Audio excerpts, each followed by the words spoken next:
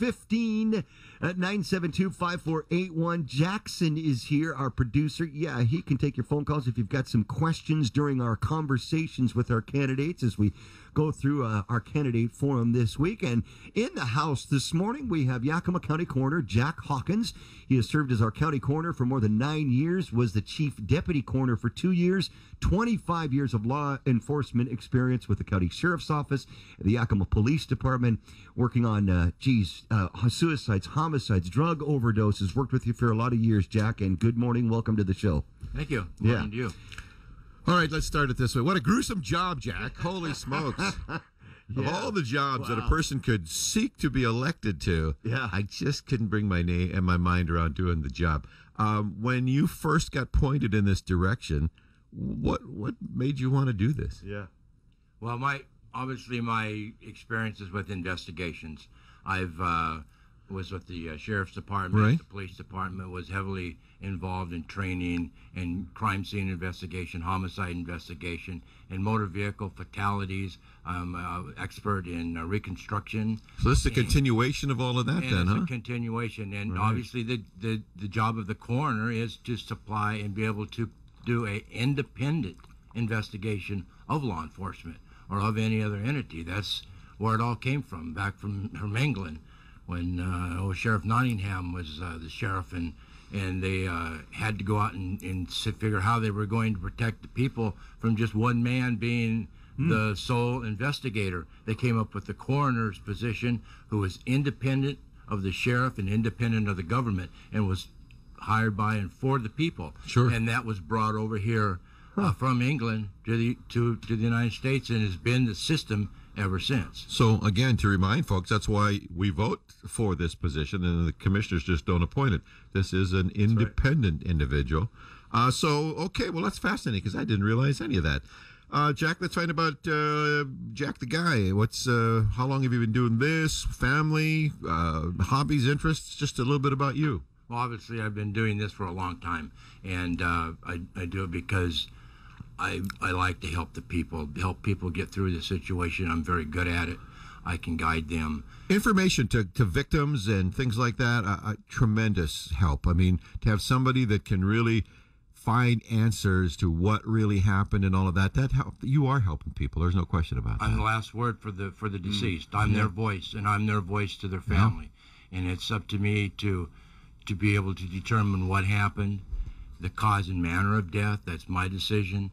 And to be able to relay that information to the family so they understand it, more so than even to the courts or to law enforcement or the prosecutor. The family needs closure, and to be able to help them do that is tremendous to me. And crime scenes of last week, we've had like 5 homicides, and I've dealt with a lot of grieving families and stuff, and I don't leave until I know that those people are in good hands, and I've helped them and guide them in being able to get the answers they need. Obviously, it takes a little while sometimes to get the complete story and the complete answer, but I can guide them to how to take care of their loved ones, during the time of our investigation and what's going to follow. Jack, you started out as a county sheriff's deputy, as a young man, as a county sheriff's deputy? Yes, I did. I was born and raised here in Yakima, graduated from Davis High School. I did 4 years in the United States Air Force, and that was there in Vietnam. That was when being in the military was not popular. Yeah, and you come home from that, and it wasn't pretty. But then I joined the Sheriff's Department in 1973. And worked with the sheriff's office for 10 years. I did a stint at my own business and training police canines. Did a lot of police canine training for the sheriff's office and then privately. And then also worked a quick year in Toppenish, and then joined the Yakima Police Department in 15 years and retired from the Yakima Police Department. Wow.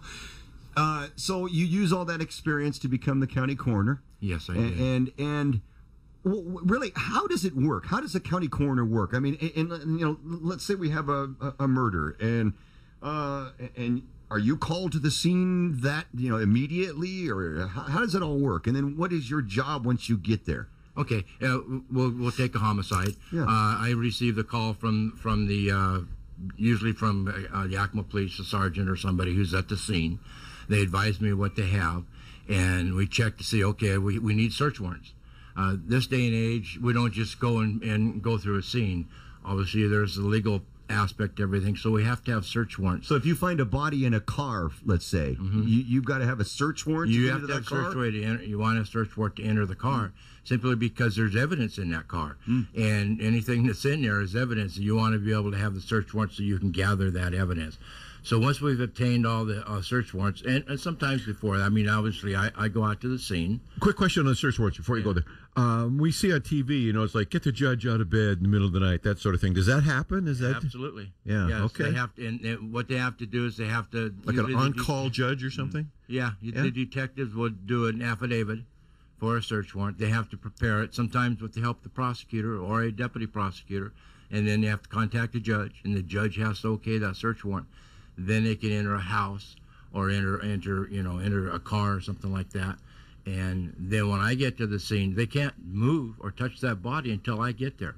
We need that independent investigation, and the person doing that better have experience in criminal investigation. And yeah, right there is very important, right? Because you're looking at the body, you're looking at things under the body, whatever, any kind of evidence that could support whatever happened, right? That's right. And like I said, the police, they don't move the body till I get there. Then obviously I start asking questions of police, and then I photograph the scene. So you're kind of the detective for the body, I guess, in a sense, right? Rather than the crime itself, you know. Yeah, the surrounding, the search warrant and stuff in the house or the car and stuff, that's pretty much, we rely on the police for a lot of that. And the technicians that are out there, I work very close with the evidence technicians of the police department or the sheriff's department.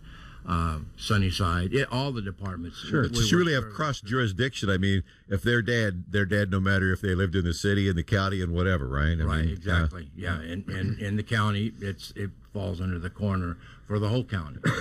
And so you take the body from the scene. That we remove the body from the scene when we're done with everything we need to do at the scene, and we transport the body back to the county morgue. At which time I then contact my forensic pathologist, which might be my local forensic pathologist if he's in town. Hopefully, if he's not, then we have a couple over from the coast that we bring in and schedule an autopsy. And right there, I think a lot of people may have may not understand that the fact that not every coroner is a medical examiner, right? Right, a coroner is not a medical examiner. A coroner is an investigator. An investigator. A criminal investigator. He has to do that independent criminal investigation.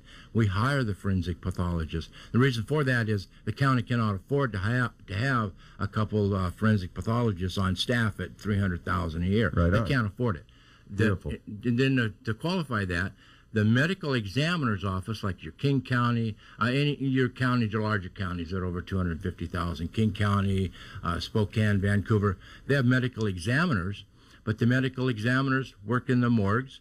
They hire investigators to go to the scene. So they have investigators that go out to the scene, do that, then bring the bodies back to them, and then they do the autopsies, and then they work in the autopsies together. Same thing we do, only we just do it in reverse mainly because of the money. Right.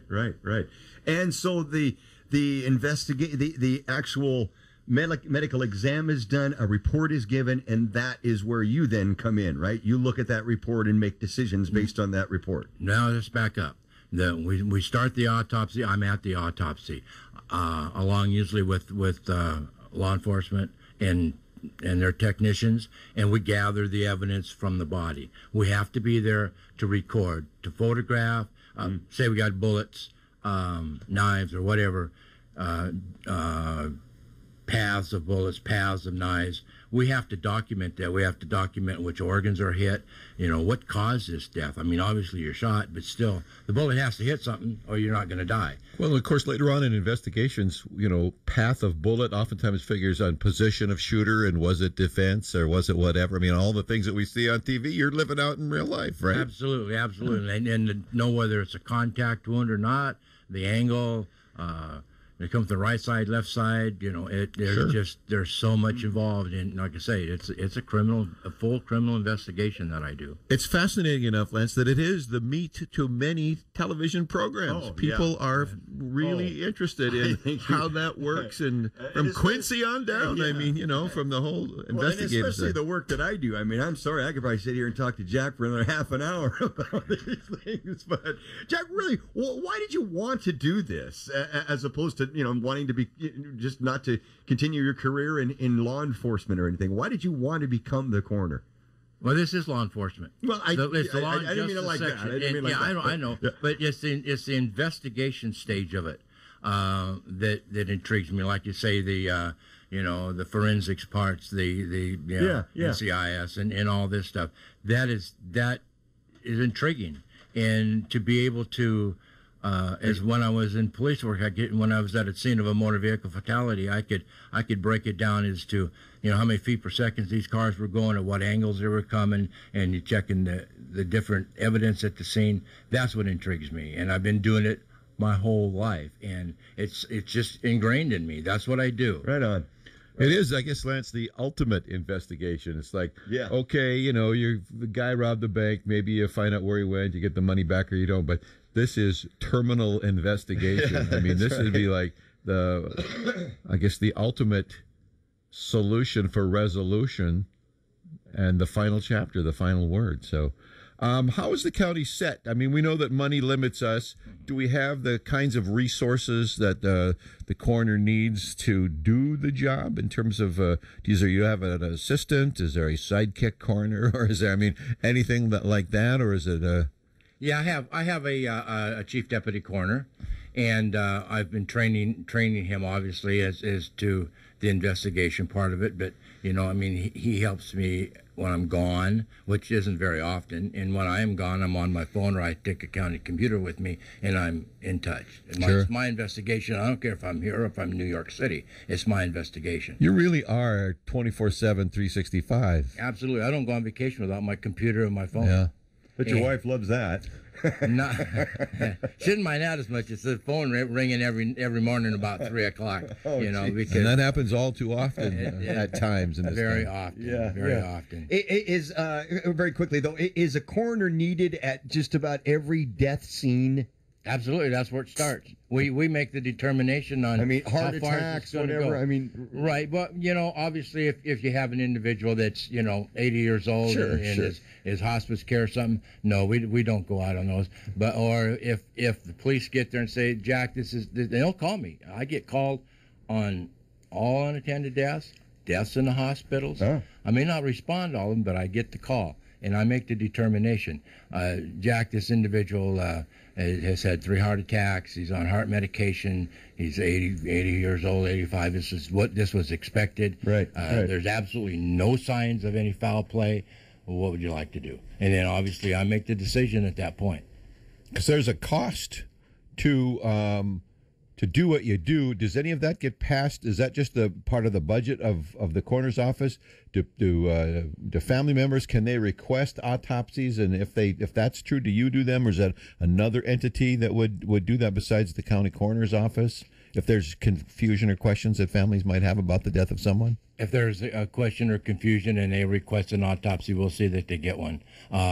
We can pay for it, or sometimes if it's a complete medical thing and there's absolutely nothing to do with the coroner's office, then I can point them in direction to get one done privately, and my doc will do them for a reasonable cost. Okay, so there is that option for families that just want to know. They just need to know what happened inside, and there's no criminal activity at all. Absolutely, right? and a lot of times, and sometimes they just don't have the funds. And I don't want the commissioners to know this, but we do help out, and obviously we just have to. Yeah, they're our citizens. That's who I'm here for. I'm here for the citizens of Yakima County. All right. So I think you've already answered the next question, but that's, there you are in the elevator with Dave and Lance, and you're heading up for some kind of meeting, and we go, aren't you the guy running for coroner? Why should we vote for you? What do you tell us by the time we hit the 5th floor? Because I'm the only candidate that's qualified for the position. I am an investigator. It has to be a criminal investigator. You have to be able to. That's where the whole thing starts. You go to the scene, or you get the phone call. You have to decide what the investigation is going to be, and you have to be the one to do the investigation. And my experience in dealing with bereaved families, hostile families, being able to help them and get them through this ordeal. This is the most tremendous ordeal. I'm sure we've all experienced the loss of a loved one. Well, when you lose a loved one, who do you want doing your investigation? Somebody that knows what they're doing, or somebody that's trying to learn the job? And then it's just my work with the police. We are obviously police, sheriff, state patrol, FBI, the Yakima Nation. I'm very much ingrained in their culture and know what they want. But I'm not so close I can't do it independently. There are times we just don't agree. Yeah, well, I'll call it a homicide, and you say, well, I don't want it to be a homicide. I don't care what you want. This is a homicide. You get the last word. Yeah. Jack, that was our last word. Thank you so much for your time this morning, sir. We really appreciate it. And if you win the primary, we'll see you back here again, all right? I look forward to it. Thank you very much. Thank you, Jack. Appreciate it. Fox News underway.